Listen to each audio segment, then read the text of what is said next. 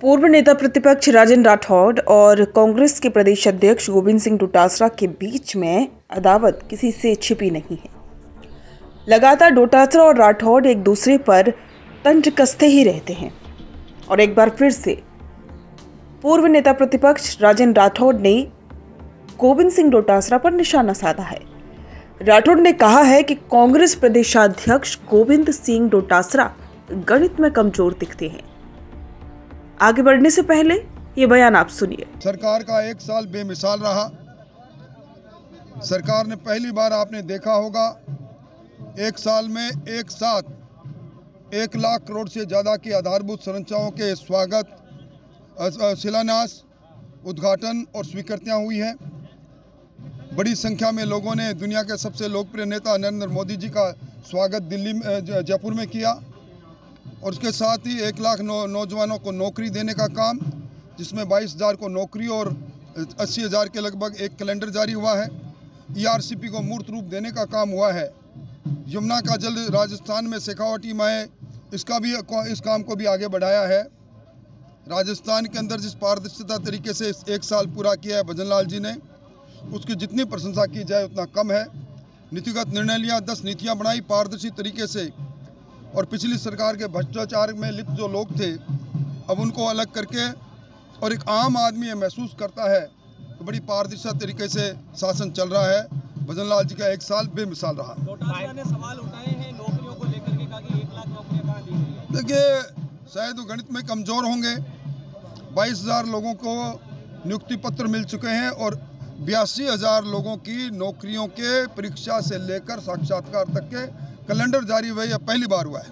Pilot जी कहते हैं कि सरकार 1 साल में पूरी तरह फेल हो चुकी है, मंत्रियों की, विधायकों की सुनवाई नहीं हो रही है। अफसर, मैं समझता हूं कि एक साथ 1 लाख करोड़ के कामों की स्वीकृति, उनका शिलान्यास और उद्घाटन पहली बार हुआ है।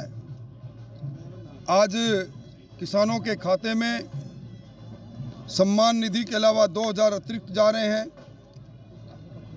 ERCP और यमुना जल का फैसला हुआ है। नीतियों के नीतिगत आधार पर 35 लाख करोड़ का MOU होना, ये इस बात को सिद्ध कर रहा है कि निवेश का वातावरण बना है। शायद पायलट जी को दिखाई नहीं दे रहा। जयपुर के बागरोटा में जो हादसा हुआ है, बड़ा दुखद हादसा हुआ।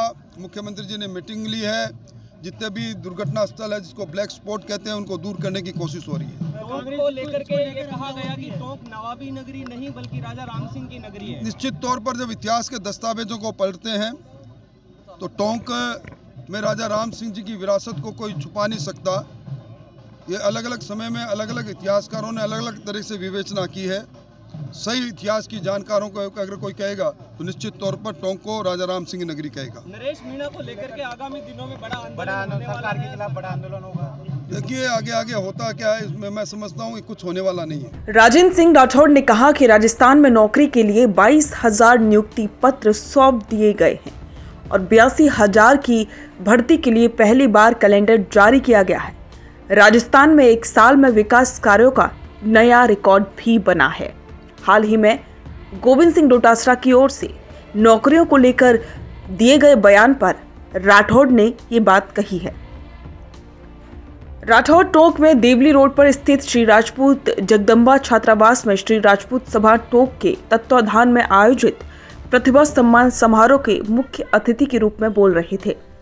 उन्होंने कांग्रेस के राष्ट्रीय महासचिव सचिन पायलट की तरफ से भाजपा सरकार के खिलाफ की जा रही बयानबाजी मामले में कहा कि शायद उनको इसका ज्ञान नहीं है कि एक ही साल में इतने कामों का होना अब तक का इतिहास है।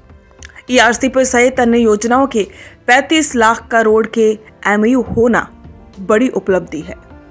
राठौड़ के इन बयानों पर अपने विचार हमारे साथ कमेंट बॉक्स में जरूर साझा करें और बने रहें द फैक्ट इंडिया के साथ।